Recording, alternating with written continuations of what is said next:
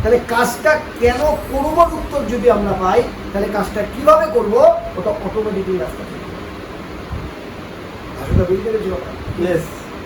ধরে নেন কাজটা কেন করবো এই উত্তরটা খুঁজে বের করুন। ধরে নেন কোনো কারণবশত এই মুহূর্তে আপনার ছেলেকে নিয়ে বা মেয়েকে নিয়ে কলকাতায় রওনা দিয়েছেন,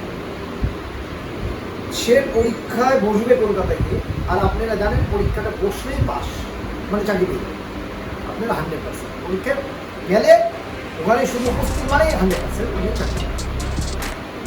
হয়তো অনেক ক্ষেত্রে হয় না এরকম, শুধু উপস্থিতিতে যাওয়ার কথা। এবার আপনি ট্রেনের টিকিট কেটেছেন, কিন্তু দেখা গেল ট্রেনের টিকিট কাটার পরে ট্রেনটা স্ট্রাইক করেছে, রাস্তা অবরোধ হয় কি হয় না? আচ্ছা এই রাস্তা অবরোধ যদি থাকে, আপনি মেয়ে বা ছেলে কি কলকাতায় নিয়ে যাবেন কি না? যাবো। সবাই কীভাবে যাবেন? প্লেনে যাবো, বাসে যাবো। ধরেন আপনি বাসে যাচ্ছেন, ধরে এবার বাসটা শিলিগুড়িতে যাওয়ার পরে বাসটা কোনো কারণবশত অ্যাক্সিডেন্ট হলো বা পাংচার হলো বা এমন কিছু হলো, বাসটা নড়াচড়া করতে পারবে না, চলে যাবে।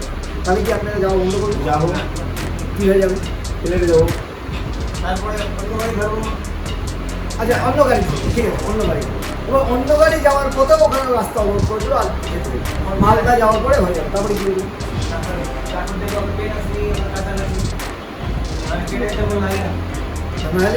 নাহলে রিজার্ভ করে দেবো। হ্যাঁ আরেকটা গাড়ি ধরবো, নাহলে রিজার্ভ করবো। লাস্ট অব্দি কি দায়িত্ব। আচ্ছা এই যে একটা প্রবলেম তৈরি হয়েছিল, আমি কি এটা সমাধান নিয়েছি? কে সমাধান করেছেন? আপনি নিজের সমাধান করেছেন। কেন সমাধান করতে পেরেছেন?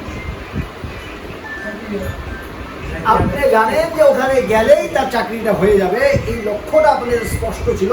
এই স্পষ্টর কারণে আপনারা নিজেরা সমাধান করতে পেরেছেন। তার মানে যে কোনো কাজ করার আগে কাজ কিভাবে করব এটা জানার আগে কাজ কেন করব এই উত্তর দিয়ে দেবেন, তাহলে দেখবেন রাস্তা